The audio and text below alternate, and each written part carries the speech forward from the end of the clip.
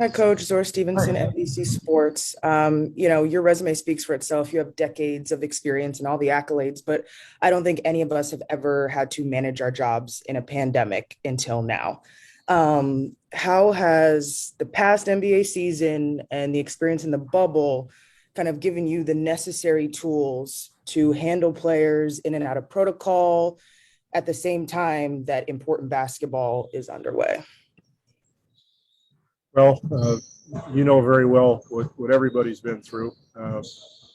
So I guess we could say we've got a lot of practice for sure. Uh, but our goal overall is we're trying to get everybody safely to Tokyo, and at the same time prepare a basketball team to be successful. So we're vigilant about what we do, where we go, wearing masks as much as we can when we're going to be around public people, in the hotel, that sort of thing. Uh, it's all we can do is just be as vigilant and careful as we possibly can to give everybody the best chance to get there safely. It's as simple as that. There's nothing else we can do, under the circumstances. There's no magic pill or anything like that. Uh, we just, try to help each other understand how important it is and how careful we have to be.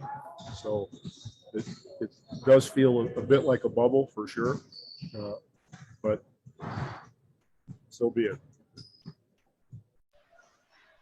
Next up is Brian Mahoney, and then we'll go to Marknarducci. Hey, Coach. How's Bradley doing? And I know this all isn't over, but was there a part of you who kind of hoped that after everything you went through during the season, that this was, behind us at least, that you could, we'd get through these few weeks okay? Well, as far as Bradley's concerned, I'm dying for him. We all are. Since he's a little kid, this has been a dream of his, and he was playing great. He was having fun. Being a big part of us coming together chemistry-wise and as a family. And so for him and for his family, immediate family, it's devastating. So we just feel horrible about it. Next up is Marknarducci, then we'll go to Joe Barton. Greg, has there been any determination on Bradley whether he'll be able to play? And also, is there any update on Jason Tatum? Well, I was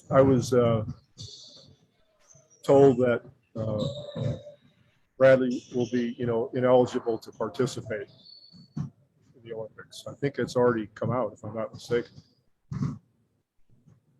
I think that's public information. Okay, and Jason Tatum, any update on him? Yeah, he practiced today. He had a full practice, and he's actually down on the court with Coach Udoka right now, getting some extra work in. Next up is Joe Barton, and then we'll go to Ed Jabalinsky. Hey, Coach. I'm talking about replacing Brad on the roster. I mean, there's a number of smaller questions within there. How much you're involved in that, when you need a guy to be in camp realistically. And then you've been talking so much about getting these guys that you had already in shape.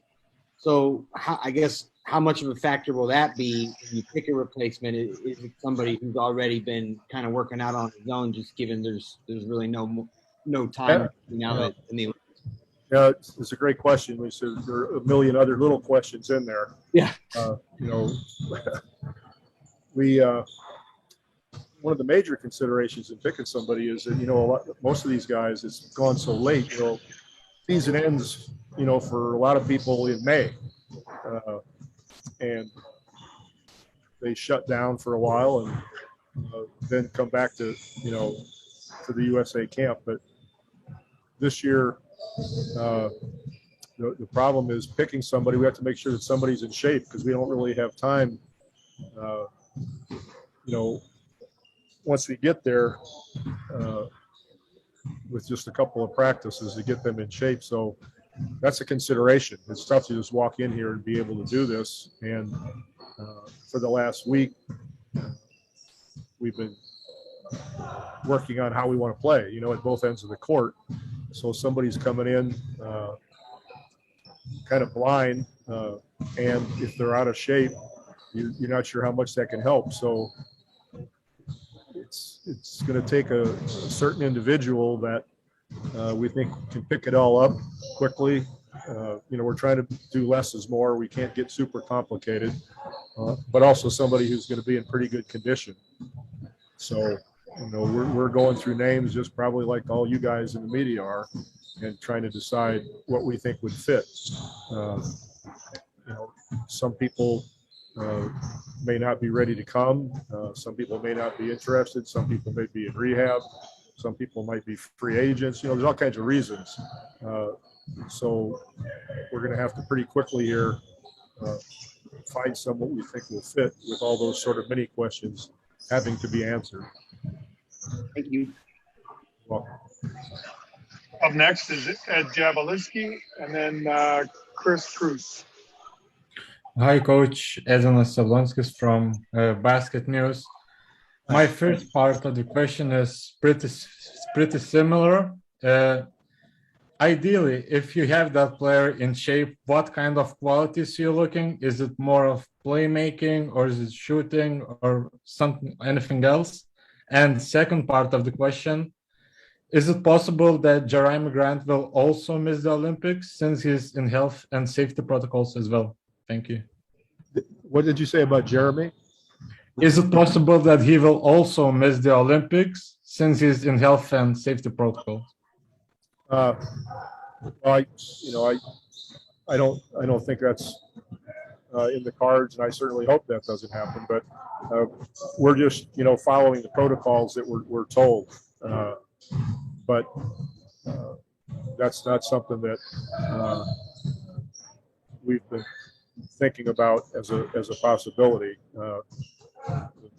The protocols that are set, must be followed, and we did that today with Jeremy. But and one of the reasons is to follow those closely, because our primary job, besides trying to be successful as a team, is to get there safely for all these young men. We want to do everything we can to make sure that's possible. So on the other point,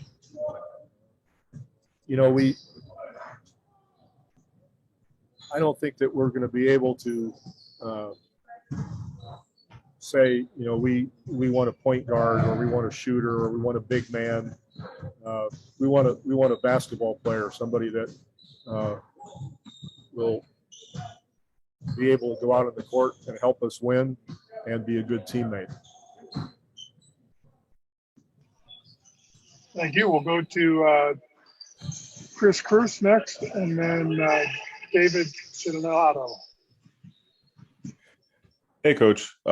Given how big of a role Beal was supposed to play for the team, will finding someone play in that similar role factor into the decision of who comes, or is it just too early to tell at this point?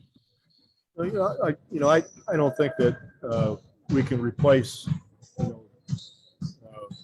point by point what Bradley did for us. I mean, all the players are different.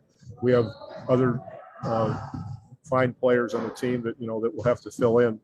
But as I said, we want to have somebody who, when they come in the game, can keep the momentum, make us a better team, and be a good teammate. So, Bradley is, there's no doubt he's a huge loss. He was playing very well, understanding everything, and fit in well with the group. So, there's no next Bradley Beal, just like there's no next Damian Lillard or next KD. I mean, all these guys are different. So, maybe a utility infielder of some sort. Thanks, Coach. Sure. We'll finish up with the final two questions. David, you're up next, and then Christos Tastakis. Hi, Coach. Davide Chinellato here from Gazzetta in Italy. I have a broader question for you.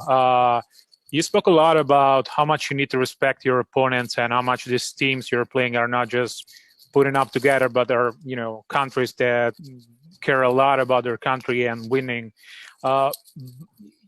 You've been following FIBA basketball for a lot of time, and that when these countries used to play with Team USA, most of the times they just, were happy to play with you guys.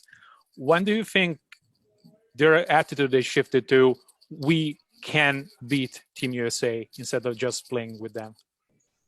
Well, even back in 2000, there was a close game, if you remember.